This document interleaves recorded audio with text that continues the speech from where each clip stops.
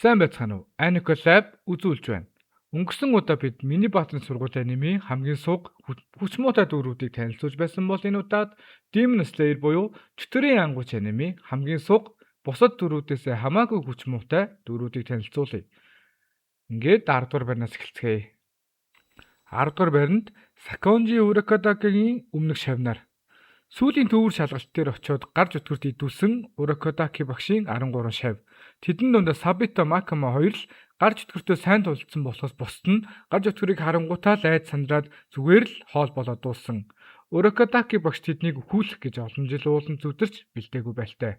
Түүхийн хувьд тэд зүгээр л гарч өтгөрийг хэсцгий хүчтэй харагдуулах гэж ашиглагдсан суг хүүхэлдэйнүүд болоод хоцорсон.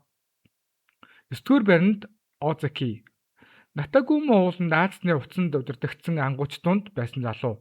Танжиро түүнийг аврах гэж байхад өөдөөс нь бидний шиг доод зэндааны хүмүүсийг явуулж байдаг. Дээр байгаа хүмүүс юу бодож байна? Би өхмээргүй байна гэж гомдолдог. Түүнд ямар ч дайтан зан чанар бусдыг аврах сэтгэл зүй байхгүй. Аним дээр гардаг хамгийн ядаргаатай дүрүүдийн нэг. Гомдлож дуусаагүй байхад нь Ааз чөтгөр хүзүүг нь хуг дараад алцдаг нь харамсалтай. Эсвэл зүгээр ч юм уу? 8 дугаар байранд Рюгийн гэр бүл. Натагумо ууланд амьдардаг Рюгийн хүчнээс хуваалцаж амьдулсан ч төрүүд тэд зөвхөн өөрсдөөсөө сул дорой шинээр ирж буй доод зэндааны ангуучдыг л тамалж алдаг байсан. Гэтэл жинхэнэ хаширанаар болох Томоки Гиу, Кочо Шинобун нар ирэнгүүт ганц ч хором тэсэлгүй байцаа шиг хэрчүүлээд дуустдаг. 7 дугаар байранд Сусамару ба Яхаба. Бөмбөг шиддэг охин, сумны чиглэл заадаг залуу хоёр. Тэд өөрсдөө музааны хамгийн дотны 12 чөтгөрийн нэг гэж бодож байсан ч үнэндээ нүдэнд нь ямар ч дугаар байхгүй. Зүгээр л тархин угаачихсан байсан.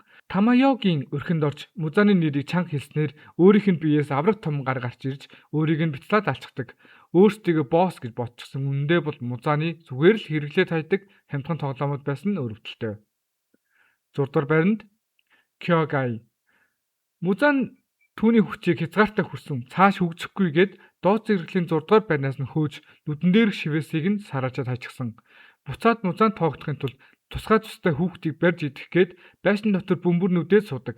Хавирга нь хугарчихсан амьсгалын техникээс бүрэн эзэмшээгүй байсан анхан шатны Танжирогийн ур чадварыг шалгах нэг дүр болж гардаг гэхэд буруутахгүй. 5 дугаар байранд Гёко. Хүмүүсийн мах ясаар урлагийн бүтээл хийдэг гаж донтой чөтгөр. Дархны тосон руу дайрахтаа Муйчирог усан дотор түгжиж алгах шахтагч Муйчиро тамгаа идэвхжүүлээд гараад ирэнгүүт юу ч хийж чадгаа байждаг. Өөрийнхөө жинхэнэ төрхийг гаргаж миний хайрс ямар гоё байна гэж чалчиж байгаад ганцхан секундын дотор толгоогоо тасдуулдаг. Бусад дээд зэрэглэлийн чөтгөрүүд үхэхдээ ядаж нэг хашираг дагуулж өгдөг. Эсвэл маш том гар цохирол учруулдаг. Гэтэл Гёко 14 настай хүүхдэд ганцаанд нь ямар ч эсэргүүцэл үзүүлж чадалгүй арчуулсан билээ.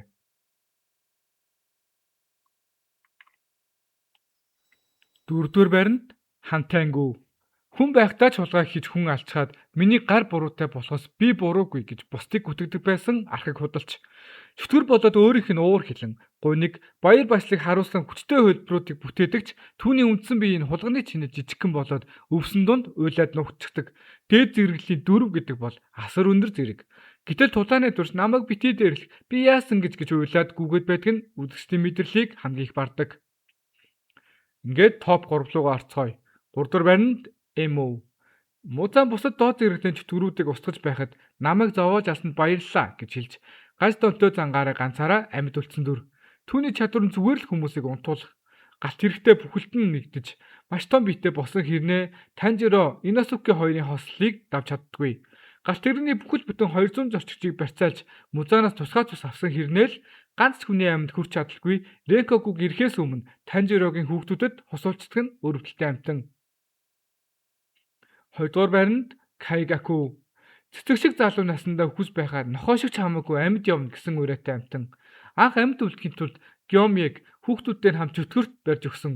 Дараа нь өөрөө ангууч болсон ч Какушибототой тааралдаад үхлээс айсандаа чөтгөр болцдог. Түүнээс болж тэдний багш Харакири хийж амиа хорлсон. Ингээд 1-р байранд мэдээж Мурата.